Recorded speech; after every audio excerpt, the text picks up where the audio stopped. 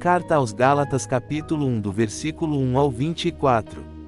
Paulo, apóstolo, não da parte dos homens, nem por homem algum, mas por Jesus Cristo, e por Deus Pai, que o ressuscitou dos mortos.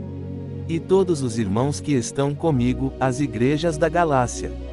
Graça e paz da parte de Deus Pai e da do nosso Senhor Jesus Cristo, o qual se deu a si mesmo pelos nossos pecados, para nos livrar do presente século mau, segundo a vontade de Deus, nosso Pai, ao qual seja dada glória, para todo o sempre.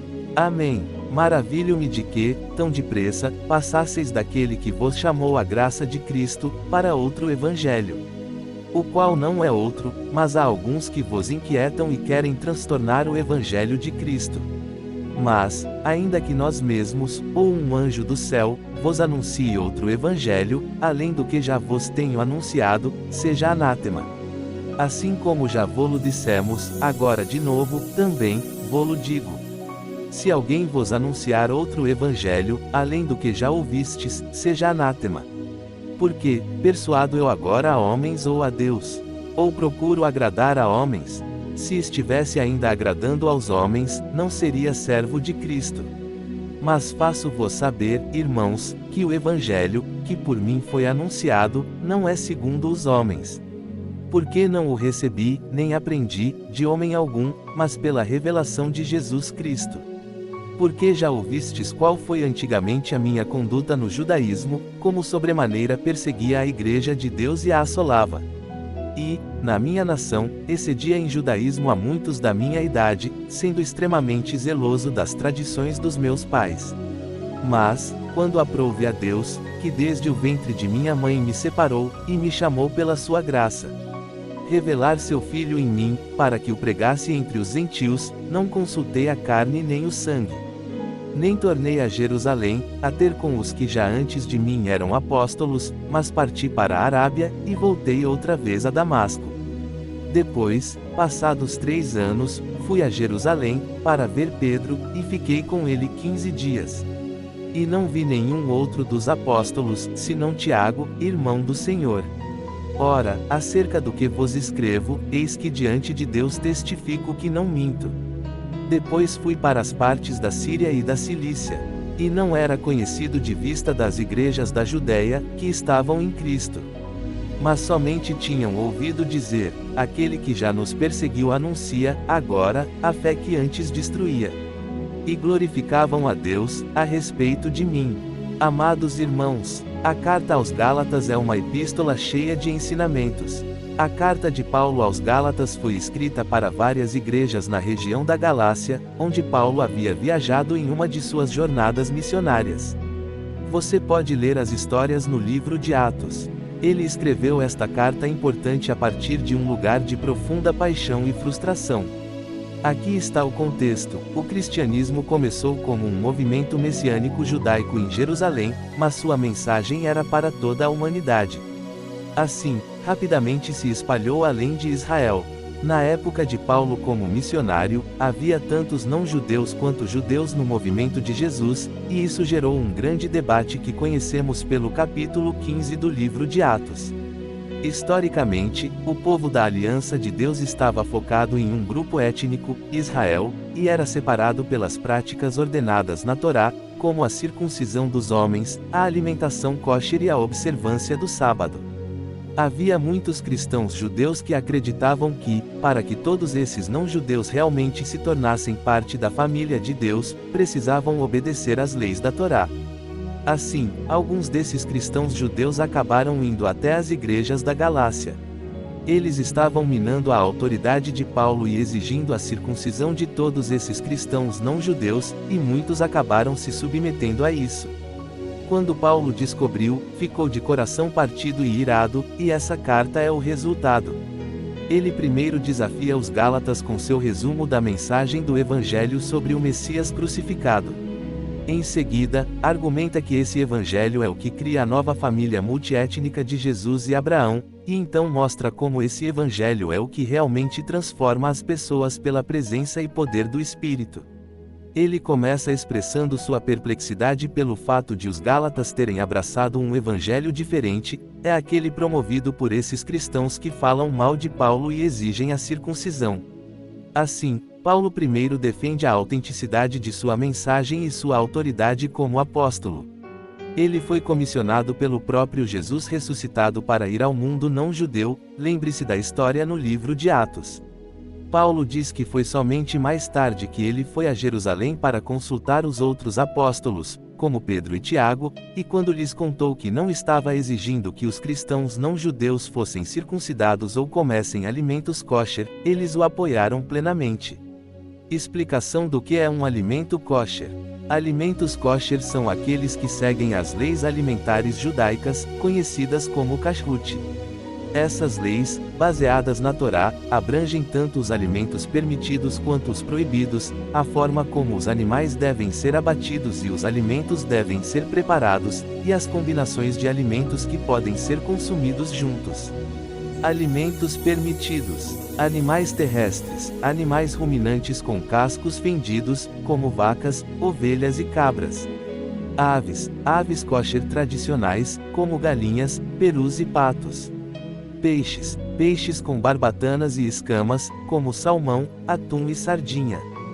Frutas e vegetais: todos os tipos de frutas e vegetais são kosher, desde que não tenham sido cultivados em condições que estejam em desacordo às leis judaicas. Grãos e leguminosas: grãos como trigo, arroz e milho, e leguminosas como feijões e lentilhas. Mas essa tensão era mais profunda. Pedro havia ido a Antioquia para visitar e ver todos esses cristãos não judeus, e ele estava comendo e se misturando com eles. No entanto, quando alguns desses grupos de oposição de Jerusalém apareceram em Antioquia, Pedro cedeu à pressão deles, ele parou de comer com esses cristãos não circuncidados e começou a evitá-los. Assim, Paulo confrontou e acusou Pedro de hipocrisia, por não se manter fiel ao Evangelho. Para Paulo, exigir que esses novos cristãos se tornassem circuncidados e observantes da Torá era um erro por várias razões. Em primeiro lugar, porque isso é uma traição ao Evangelho, ou, nas suas palavras, as pessoas não são justificadas pelas obras da Torá, mas sim pela fé em Jesus, o Messias. E temos fé no Messias Jesus. Ser justificado, ou literalmente, ser declarado justo. É um termo rico do Antigo Testamento para Paulo. É quando Deus declara que alguém está em um relacionamento correto com Ele, essa pessoa é perdoada, recebe um lugar na família de Deus e está sendo transformada pela graça de Deus.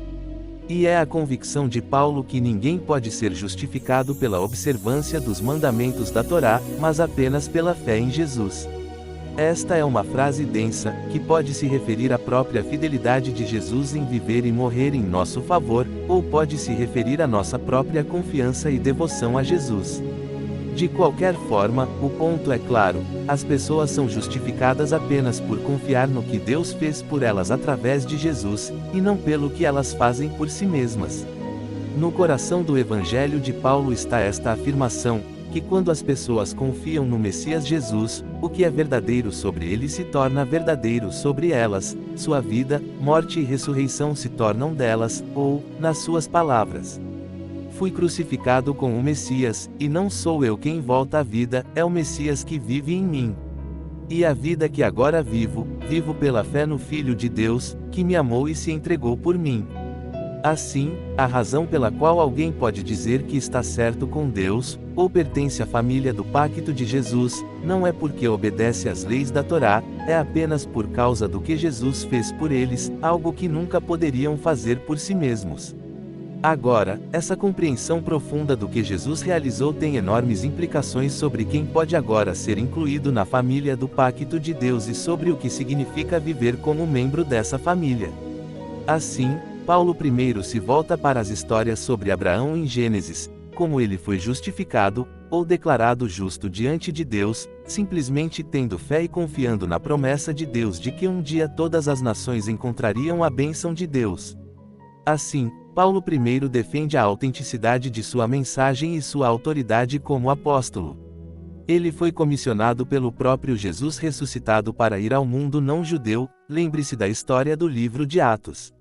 Isso é agir como se Jesus não tivesse cumprido a promessa de Deus ou lidado com nossos pecados. Ignora a nova liberdade que conquistamos através de Jesus e o dom do Espírito, limitando a promessa e a bênção de Deus a uma única etnia. Os oponentes de Paulo poderiam argumentar: as leis da Torá são um guia comprovado para viver de acordo com a vontade de Deus. Como os cristãos não judeus aprenderão isso? Paulo responde, nos capítulos 5 e 6, explicando que a presença transformadora de Jesus, através do Espírito, é a chave. As leis da Torá são boas, são sábias, diz Paulo, na verdade, podem ser resumidas, como Jesus fez, no mandamento de amar o próximo como a si mesmo. No entanto, as leis, por mais boas que sejam, não deram a Israel o poder de obedecê-las. Em contraste, a boa notícia é que Jesus cumpriu as leis em nosso nome e agora ele vive em nós através do Espírito, transformando seu povo em novas criaturas que cumprem a lei amando os outros. Assim, Paulo prossegue contrastando essa velha e nova humanidade. Os hábitos da velha humanidade são evidentes, são comportamentos que desumanizam as pessoas, destroem relacionamentos e comunidades inteiras. Enquanto as leis da Torá proibiam esses comportamentos, Jesus realmente os colocou à morte na cruz. Quando uma pessoa confia em Jesus e vive em dependência do Espírito, sua vida se torna a dele e produz o que Paulo chama de fruto do Espírito. Este é o estilo de vida que Jesus deseja reproduzir em sua família, para que se tornem pessoas de amor, alegria, paz, paciência, bondade, generosidade, fidelidade, mansidão e autocontrole. No entanto, esse fruto não é automático. Paulo afirma que requer cultivo, assim como o fruto verdadeiro. Ou, em suas palavras, se vivemos pelo Espírito, devemos acompanhar o Espírito. Isso exige intencionalidade. Precisamos aprender a podar nossos velhos hábitos e cultivar novos. À medida que fazemos isso, nos encontramos sendo guiados pelo Espírito, enquanto Jesus transforma nossas mentes e corações, moldando-nos em pessoas que amam a Deus e aos outros. Dessa forma, o povo de Jesus cumpre o que Paulo chama de a Torá do Messias. No final, Paulo conclui que a exigência para os cristãos se tornarem observadores da Torá, ou serem circuncidados, é uma aventura que perde o foco. O que realmente importa é a nova criação de Deus, esta nova família multiétnica do Messias, composta por pessoas cheias de fé em Jesus, que estão aprendendo a amar a Deus e aos outros, pelo poder do Espírito. E é isso que a carta aos Gálatas aborda. Que Deus te abençoe abundantemente em nome do nosso Senhor e Salvador Jesus Cristo. Fonte de inspiração: Bíblia Sagrada. Canal Estudando com Cristo. Deixe seu like e compartilhe este estudo, para que mais pessoas tenham acesso à Palavra de Deus.